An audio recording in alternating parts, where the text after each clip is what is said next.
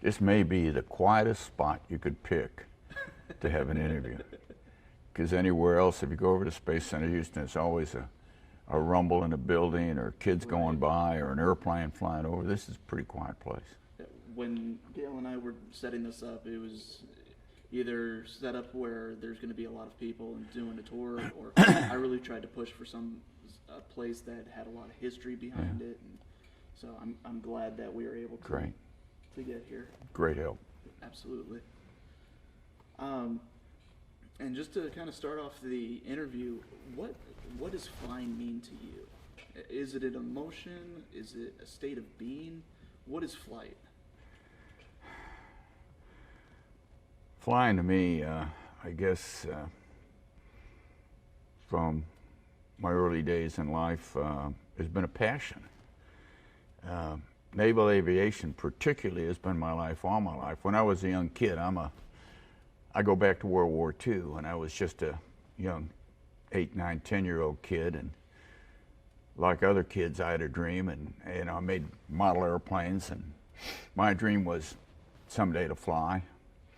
And I'd watch all those movie tone news, and believe it or not, to today's present generation, we didn't have television. I know that's hard to accept and hard to understand. So, you know, you go to the movies once a week, see the newsreels of what was happening during the war, particularly in the Pacific, and I was watching some of those unsung heroes of their time who are now icons of aviation history in this country make airplanes literally do the impossible.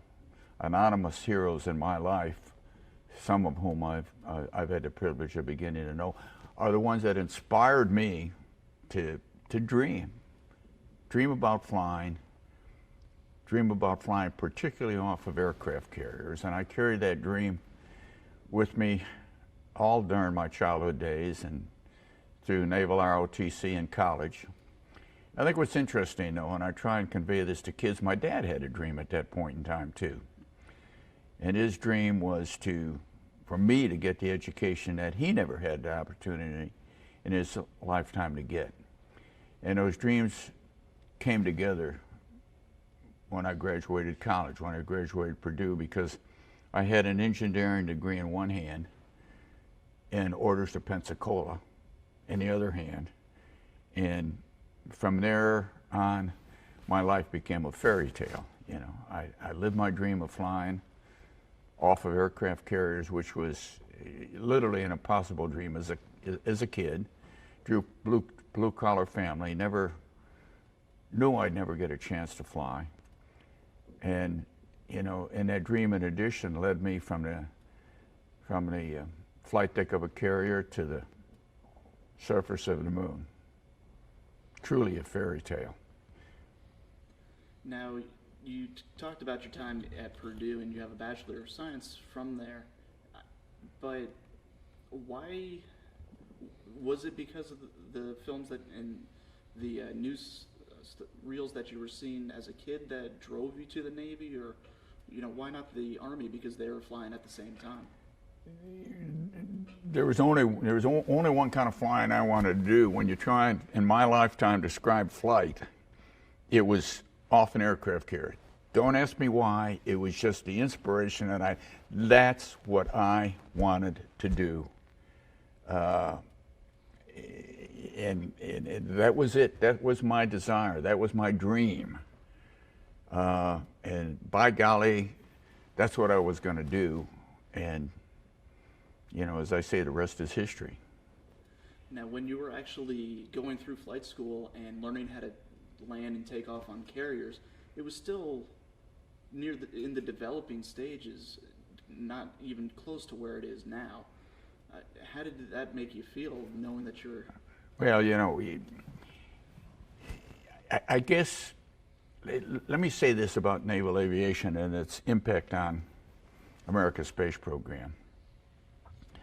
Not that naval aviators are any better than anybody else. It's just I think our training and our attitude and our passion and how we are trained does have a significance, because you know the first American in space was a naval aviator.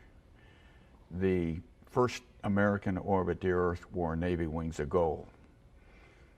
the first man and the last man to step foot on the surface of the moon were naval aviators. 5 out of 6 lunar landings were commanded by naval aviators, as well as Apollo 13 that didn't have the opportunity to land. And I think the reason for that goes back to those early days where we did prepare to land aboard an aircraft carrier, where you didn't take anything for granted, and you had your destiny in your own hands. I remember my very first solo flight, and I looked over my shoulder and there was nobody there. And I've always said, when you come aboard an aircraft carrier in a jet airplane at night, there's nothing, even landing on the moon, that can compare to that, because it's only you and your maker. And if you are not in control of your destiny, if you don't make it happen, it ain't going to happen.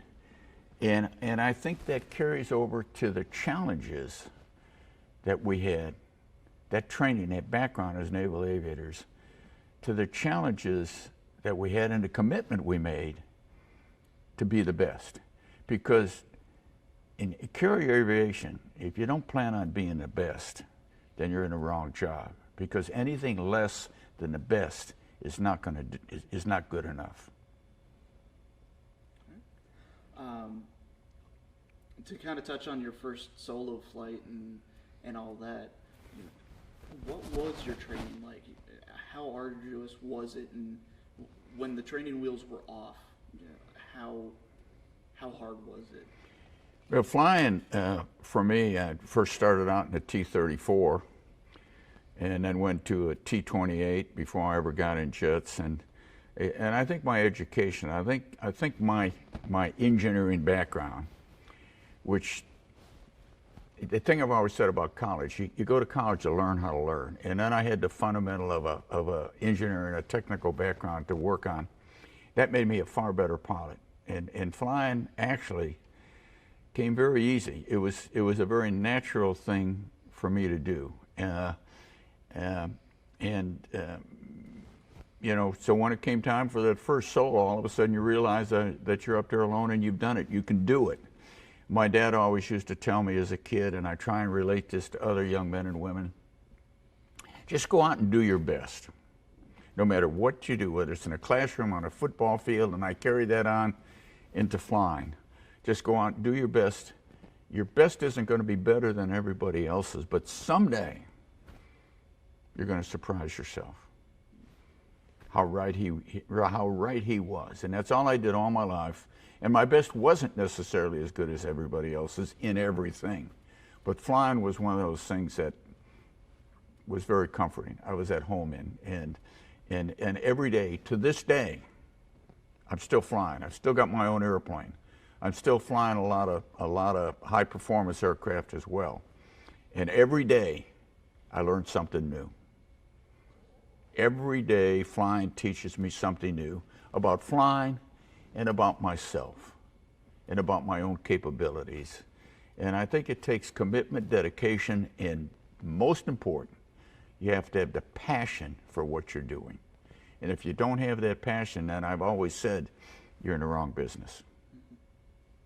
Now, you've been behind sticks of countless airplanes and aircraft, and you touched base on one of them, the T-28, and you also flew the A4 and some other, and countless others.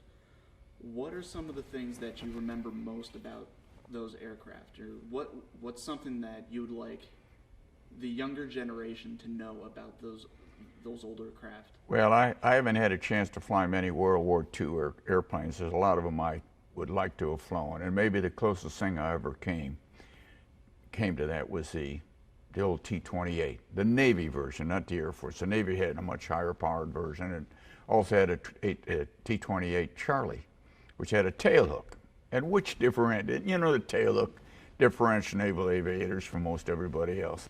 And I love that airplane, big old rotary engine, and you sit at the end of the runway, ka-clunk, ka-clunk, ka-clunk.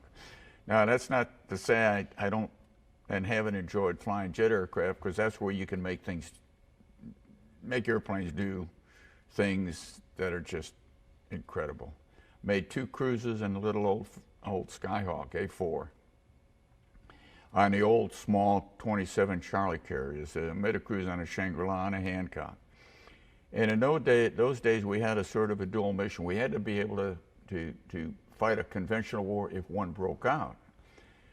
But if one wants to look back in history, those were the real Cold War days, where we were, in effect, at war with the Soviet Union without ever dropping bombs on each other, only because we could carry what we called a big bomb. And in A4s, and I made 2 cruises to the Western Pacific, we were trained at what could have been one-way missions.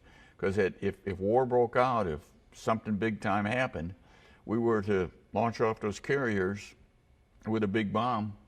We had targets up and down throughout Asia, from Vladivostok down to Hainan Island in China. And we were ready to do our job, not knowing that the carrier would be there when we got back. You know, I don't mean to overblow that, but that was a commitment we made. And the fact that we were capable of doing what I just described is probably one of the reasons that there was a stalemate during the Cold War, is because we could do that to each other and no one wanted to make that happen. Unfortunately, the world's a little more unstable today because we got some really radical people out there where logic doesn't apply. It did back then during the 60s.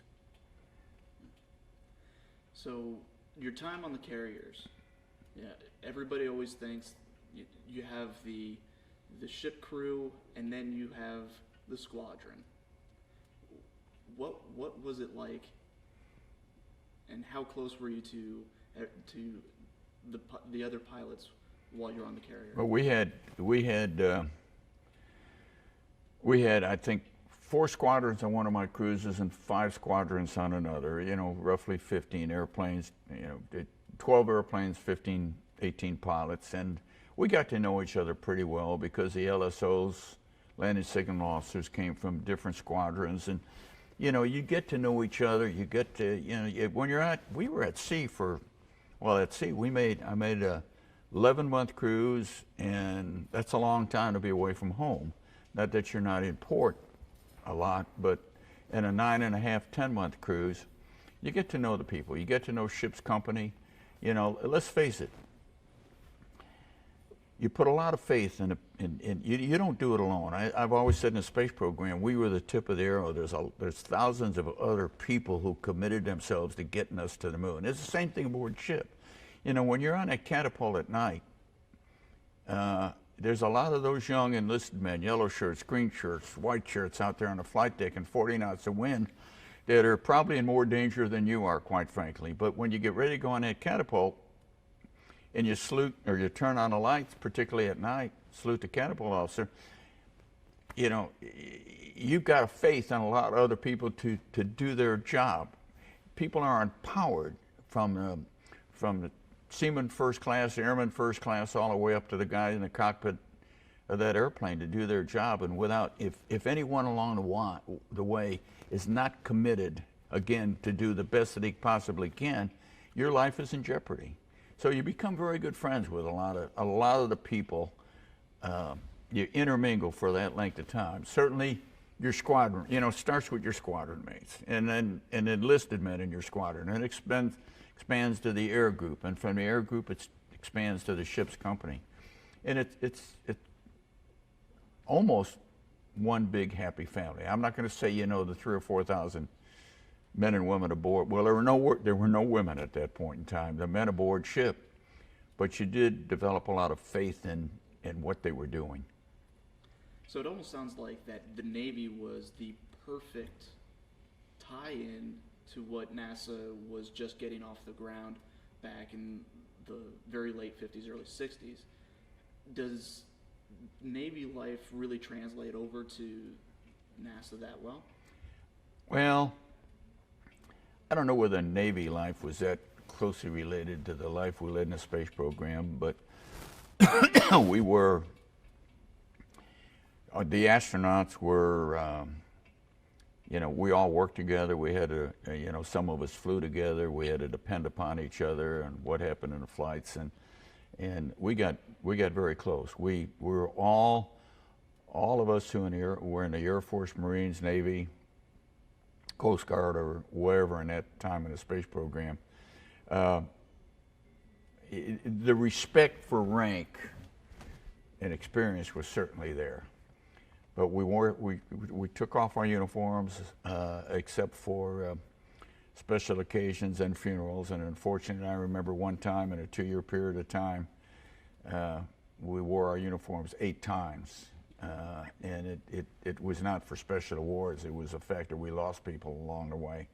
But other than that, we were in civilian clothes. And, you know, not that I didn't respect and call Alan Shepard sir every now and then.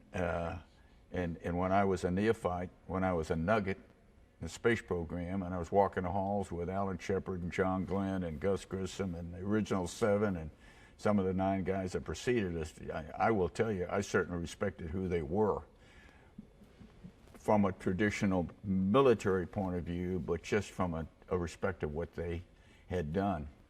But the program was the kind that you had to, I got assigned as Alan Shepard's backup on Apollo 14.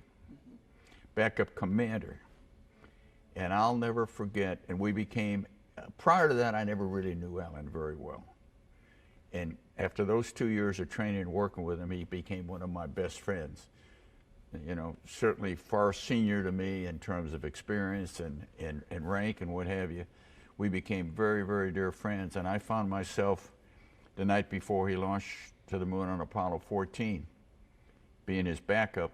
The tradition was to go out to the pad the night before and look at that big monster Saturn V, the same vehicle I called my mistress on Apollo 17, and that's what it was.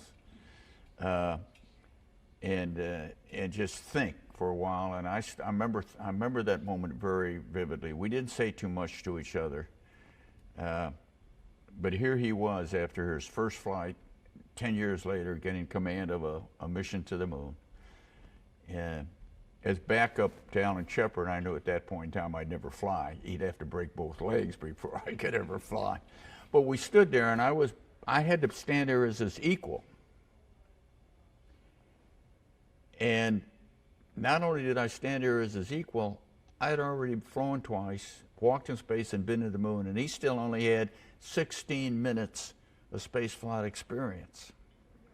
And I'll never forget that moment, because 10 years earlier, I was just a young naval aviator, not even in the space program, watching and revered this American hero, Alan Shepard, who was going up on a rocket in a suborbital space. Fate plays many tricks, and I say that to young men and young women, particularly in the service. Never count yourself out. You just never know what life is really in store for you. There's certain moments in my days that I cannot forget, and I just cannot say enough what a role naval aviation has played in my life, all my life, even today. I'm very much involved with the Naval Aviation Museum Foundation in Pensacola, very much involved with the National Flight Academy that we've worked on and established down there in Pensacola, which is an unbelievable, and anyone who hasn't been down there, anyone involved in naval aviation needs to see what's going down there, because it's built around science and engineering, math, and young kids using aviation, particularly naval aviation, which tends to be a cut above in excitement. When you watch the Blues, when you watch Top Gun, when you see those kind of things, you know, your blood starts churning in your body. Using it as the hook, get kids' attention, and make learning fun. You can teach them anything, and that's what it's about. And that's why I'm still so much involved in what the Navy is doing. And here we are in the centennial year, 100 years of naval aviation, and who knows what the next 100 years will bring. You kind of touched on it a little bit, but what were some of the similarities and differences between a flight squadron and the astronaut corps? Probably not a great deal of difference between our squadron aboard ship and the astronaut corps. Maybe a little less, I won't say discipline, but a little less military formal kind of thing. And you know, in a squadron, we all worked with all the enlisted men who were supporting what we were doing. And we didn't have that enlisted contingent. We had NASA employees working and supporting us. What was interesting at that point in time, most of our support people, the people once you got a flight, you would have 10 or 12 people who were supporting you from the mission planning point of view, from the technical point of view, from the suiting point of view. But they were almost all of those people at that point in time had some kind of military background. Some were still active duty military like we were. See, all the whole time I was with NASA, 13 years I spent with NASA, I was still a naval aviator. I was still paid by the Navy. Nothing changed except this was temporary duty, renewed every 2 years, quite honestly. And so we were surrounded by a lot of people who had that military environment in which they had been in one way or another. So we all sort of had that same culture, that same discipline. When given a job, by golly, we were going to get it done.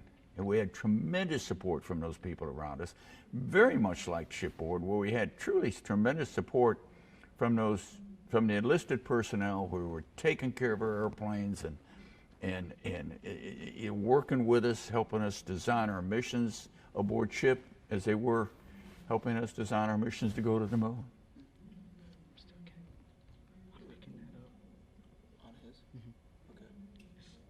It's very faint, but it's there.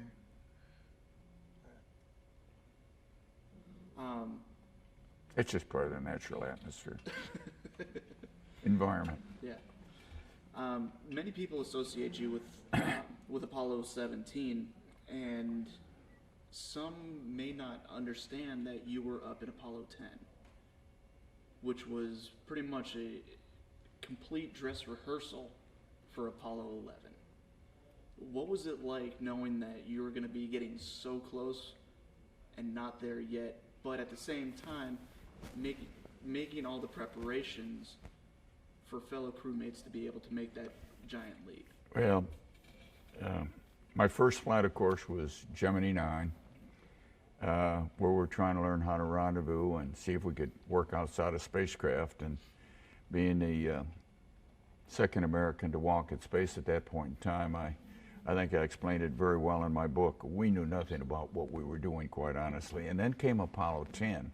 As we progressed, got over the tragedy of the Apollo 1 fire, and that's a whole nother story. But we did essentially rise out of the ashes to fulfill John Kennedy's commitment about getting to the moon by the end of the decade. Now, things changed along the way. You know, people weren't picked to do certain things, to be the first on the moon or last. It's just people were picked to fly a mission, do your job, and we'll see how we get there. At one time, actually, Apollo 10 was in line to be the first landing.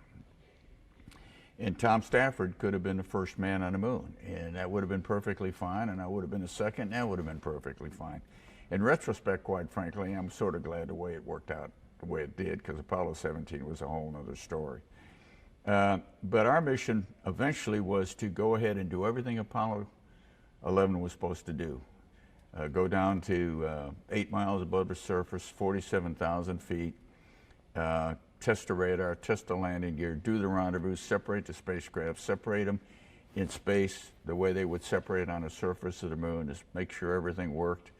I tell Neil Armstrong that, you know, we painted the white line in the sky so we wouldn't get lost. He's heard that from me enough where he's beginning to believe it, I think. But I'll tell you one thing, when we went over, we made 2 passes over the landing site, and I tell you what, I think I said things that, boy, we are down among them. I felt like I had to pick up my feet to keep from dragging on top of the mountains. I mean, we were close, And we're going over those hills at 3,000 miles an hour. So you can just imagine what that was like. And it was one of those quick touch and goes. We didn't have a chance to put our tail hook down to stay, but and that would have been the big part of the challenge. Nonetheless, we were only the second flight to go to the moon, the first to take the lunar module, and it was a right decision to be made to get everything done. And we found some problems that had we attempted to land might have kept us from landing, and then paved the way for Apollo 11 to go ahead and successfully land. So it was a right decision at the right time. During Apollo 10 or during the Gemini mission, is there any given time, was there something that went wrong or absolutely right that really helped because of your military training? Oh, I think my military training, along with my education, contributed significantly to whatever I was able to accomplish. Gemini 9, when I had all kinds of trouble on that spacewalk because we didn't anticipate, oddly enough, the laws of Newton and zero gravity, got me in a great deal of trouble. I've called that 2.5 hours in space outside the spacecraft a spacewalk from hell, and it was. We managed to end it successfully in that, even though I didn't accomplish what I was to accomplish on that mission, we learned a lot. We learned about what we didn't know, and that carried us through. Dealing on Apollo 10, I was a junior man on a crew. I certainly respected Tom Stafford and John Young. We worked together. We knew what our jobs were. I just think the discipline and the commitment you grow up in as a naval aviator played a significant role all through my life. And of course, the one thing I wanted more than anything else after I had those first 2 flights is the thing I gave up when I left the active Navy, and that was command of my own squadron. That was my goal. I was in postgraduate school when I was selected for the space program. I wasn't qualified. I didn't have enough jet time, and I hadn't yet gone to test pilot school. And I didn't volunteer because I didn't think I was qualified. And lo and behold, I got a call from the Navy Department, said they wanted to recommend me to NASA for further evaluation. And 2 or 3, 4 months later, and after confronting about 400 of the top aviators that this country could put together in one room down in a Rice Hotel here, old Rice Hotel here in Houston, Texas, 400 of them, they broke every altitude record, every speed record, combat experience, and me. After about 3 or 4 months of back and forth, I was one of 14 selected. People say, how did I get selected? And to this day, I don't yet know why, except I had the determination and commitment as to me at that time an underdog to do something that not many people had an opportunity to do. And so when it came after Apollo 10, long story and I won't go into it, but I turned down an opportunity to walk on the moon on Apollo 16, would have been Apollo 16, to take my chance on getting my command. I didn't want to get a command to give orders. I wanted the responsibility. I wanted to have the opportunity to prove that I was good enough to command a squadron, of which I couldn't do anymore because I was no longer in that part of the Navy. My squadron was my crew. My squadron was our support team around us. And the responsibility and the challenge I had was to successfully complete probably the most ambitious, and it should have been, mission of the Apollo program, because we were the final flight. We landed in a mountainous area. We landed in a northeastern corner, which put a demand on the dynamics of our flight. We stayed there longer, and I relished that opportunity, and you know, like my dad said a long time ago, just do your best and someday you may surprise yourself, and I was not going to disappoint him. Now, going back to Gemini 9 real quick. Of course, you were the second EVA behind Ed White. And you were stranded out there for, as you said, 2.5 hours. Traditionally, pilots go through some form of survival training during their training to become a pilot. At any given time during that EVA, did any of that come back to you? Yeah, during that Gemini EVA, a lot of things came back to me, and you know, our survival training in the jungle and in the ocean and the desert, this was a little different environment. But the determination to not give up, the determination to not give in to the environment that I was confronted with during that walk is probably what saved my life. I was not going to let this get to me. You know, a lot of problems happened. My visor got all fogged up. I ripped my suit on the inside and back. We knew getting back in the spacecraft. I've always compared it to trying to put a champagne cork back into a champagne bottle. I was a cork and the spacecraft was a bottle. We knew it was going to be difficult. We practiced it a lot, but we never had an opportunity to really practice it in an extended period of time in zero gravity, because you can't reproduce it on Earth. I knew that was going to be a problem, but I put that off until the end because I had enough problems where I was. And yes, it crossed my mind. Well, it crossed my mind that it might be difficult to get back in, but I never, ever accepted the fact that I wasn't going to complete this mission with some degree of success and come home with something and yet get back in a spacecraft. But finally getting in that spacecraft was the real ordeal. But as far as the survival training, yes, I was in a survival mode, and I was not going to give in to the enemy. And the enemy at that point in time was my environment. My spacesuit was like plaster of Paris. It was hard to bend. The zero G was certainly, you know, people see astronauts floating around zero G, oh, how wonderful it is. Zero G was the enemy. And time was the enemy. Daylight, darkness. I had to confront all those things, and I was not going to give in. And in this particular case, I was a rookie, okay? I had to prove something to somebody that I was good enough. And I guess that gave me the motivation, that gave me the determination that I was coming home. And I guess that's, you know, there's a lot of stories about those who survived in the jungle of Vietnam.